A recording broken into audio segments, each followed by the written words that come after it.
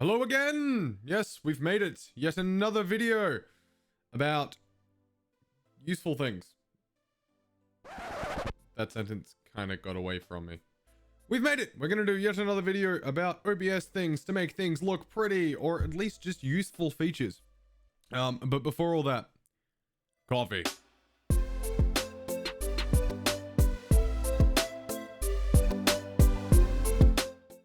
Okay, so couple of things that we're going to cover over today. So we're going to cover over a really cool new feature in the latest update for OBS, and then a couple of plugins that I think also make things pop and stand out just a little bit, that you can add. They're really easy, and all in all, they're also quite reliable plugins. So we're going to dive down into OBS and we'll go from there. Okay, now here we're looking at my starting soon screen without this feature that I'm about to tell you about. So the feature I want to tell you about is called source blending. So it allows you to sort of layer and blend certain sources together within scenes, within all sorts of places. So for example, if we look at this background here at the moment, you can tell really well that this one stops here and this one is on top. If I put it underneath, this one suddenly works better. But what if we went in here and we went to this thing called blending mode and we just hit additive? How does that look? Now it's actually all cutting across. The only reason this one doesn't line up properly is because that's where the actual source ends. What about this text down here? It's big, it's white, it's blocky, it's got some fire behind it. It's not particularly pretty. But if we go like this and we go blending, we go lighten, we go blending, and we go darken. One day I'll get this right. So we go in here and we click on these blending modes and we go darken. Boom. Looks amazing now. Now it's got a bit of a, it's got that video in the background is making the letters kind of alive, which is really cool. And then if we group them together, we can then blend both of them as an additive, and that way the background kind of gets a chance to go underneath it and kind of appear underneath it. Same thing with the Aslana Gray up here in gray is we would go to wherever it is, that one. I've got it grouped just so I can affect its overall blending in case I align anything up with it. And there we go. Now things can actually pass through this object, which is really cool. And then normally all I do to finish this scene off is just add my little image back in. So that's source blending in a nutshell. That's how I run my entire starting soon screen, ignoring the first thing up there in the corner. The next thing we're going to look at is move transitions by Exeldro. So let me get up. There it is. So there is the OBS page for the plugin to download. Hit download. Get the Windows installer unless you specifically want to install the actual files in somewhere, like if you're running multiple versions of OBS or something similar. But otherwise, just hit the download button. It'll download, yada, yada. Click, you're done. So once we've done that, once we've run the installer, we refresh OBS. And then down here in our scene transitions menu, we're going to have this little drop down box and a little add move button. So what that's going to look like when we click that is something akin to this. So you can drag that up. That's also a nice feature of the latest update from OBS. So this in here, these boxes up here allow you to choose whether or not it matches a source. And I'll explain matching a source in a second. With certain aspects taken out. So if it contains the same name as the other source, then it will match. If it contains the same name with the numbers removed or the last word removed, then it will match. What this does is it means that you can match certain sources to have them move together without necessarily needing them on the same scene. So for example, this is my chat screen, and if we move over here, this is my gameplay scene or my screen capture scene or whatever we happen to be doing, which uses a different webcam and a different set of nested scenes, but it also still moves around like we'd want it to. And then there's this one, which again uses a different set of nested scenes, but still gives me that aesthetic of sliding around into being a new source.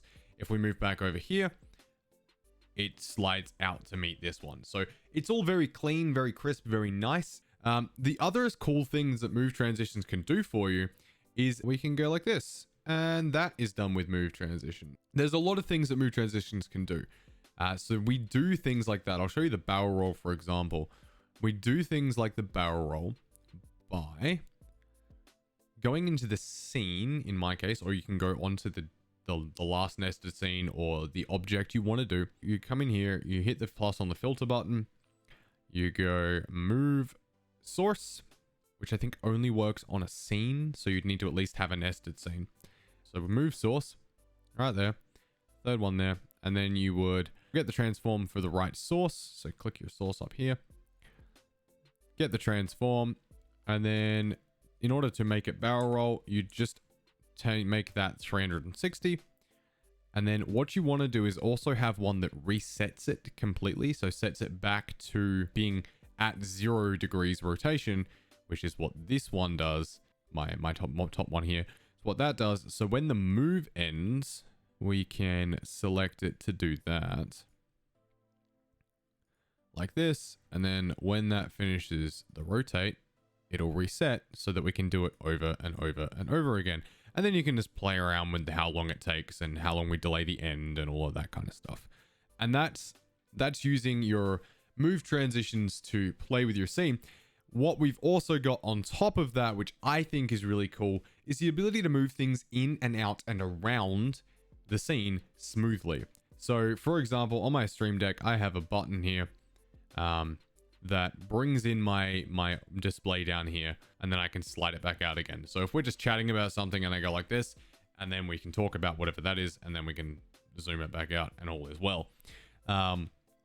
Doing that just requires me to have the asset in the scene I'm going to use, and then on the scene, go to filters, drag in the scene to where you the source to where you want it to sit. Add a move source, make sure that you've selected the right one, get the transform so that it knows exactly where to set it.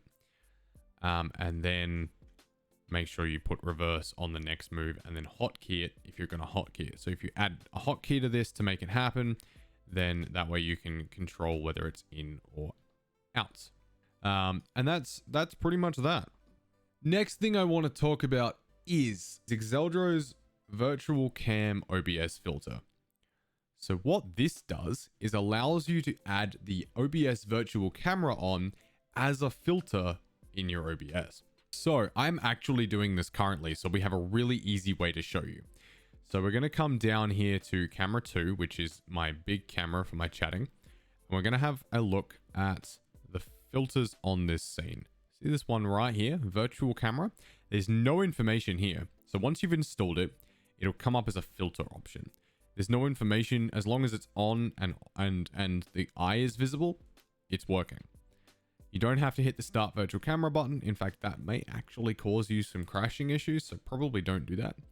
And then I'm sending this as a video capture device to OBS that I am recording through, and that's how that's working. The other ways you can use it is to chuck it in something like your Discord. So if you go into Discord, and then you go OBS virtual camera, let's just hit test video, and there you go. Now it's also outputting to my OBS. If you do just the virtual camera for OBS, it's going to change whenever you change scene. However, what this does is enables me to change scenes on here willy-nilly as much as I'd like to, and it's still going to show this scene. As you can see it moving around in the background, despite the fact that this hasn't changed. You could also use it for Skype. You could use it for anything that has a video camera source that normally you wouldn't be able to do because OBS overrides your camera. Okay. And we've come to the third and currently final thing that I want to talk about, which is also the reason that we're on this scene.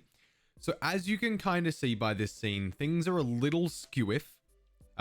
This display capture here is slanted. So is the box around it. Heck, even this is kind of slanted. It's not slanted right, but it's slanted. The names down here are a little bit slanty. So what's doing all of this is Streamfx. Now you can see it up here in the top corner. But what Streamfx is an amazing set of options. So what you can do with it, and we'll have a look at what I've done to make this work. Screen cap, there it is. No, that one. So what I've done to make all this work is I'm using their 3D transform capability. So without the 3D transform on, it looks like this. Let's just turn all of those 3D filters off. So that's what this scene looks like without the 3D filters. And then we start applying them again, and it took a lot of squiggling around to get them where I liked them. But we've got perspective changes, we've got rolling, we've got yaws, we've got pitch changes, you can shear, you can scale. There's lots of options in here as to how to adjust these things. Now, I'm also just going to turn this one back on so the scene looks kind of normalish. And there we go. Streamfx OBS by Saima. I'm not sure how to pronounce that. I'm sorry if I just butchered that. Go to download and it'll take you to the GitHub page.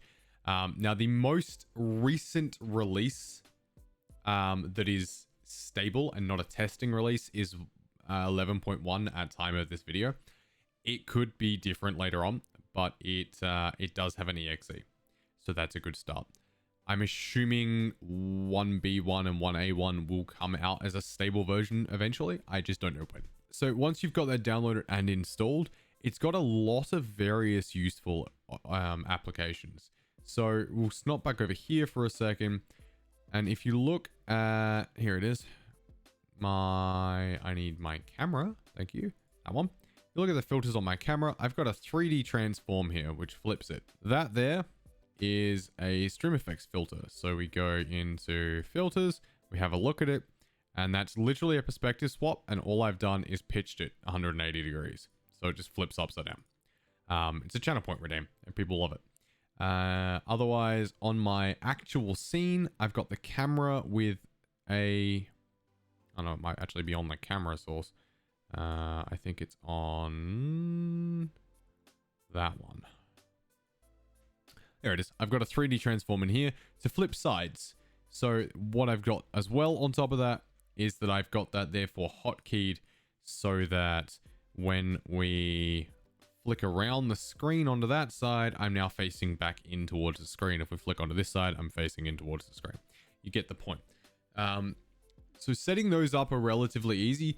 Again, with the 3D transform on this one, it's literally just yawed or flipped that way by 180 degrees as well, like so.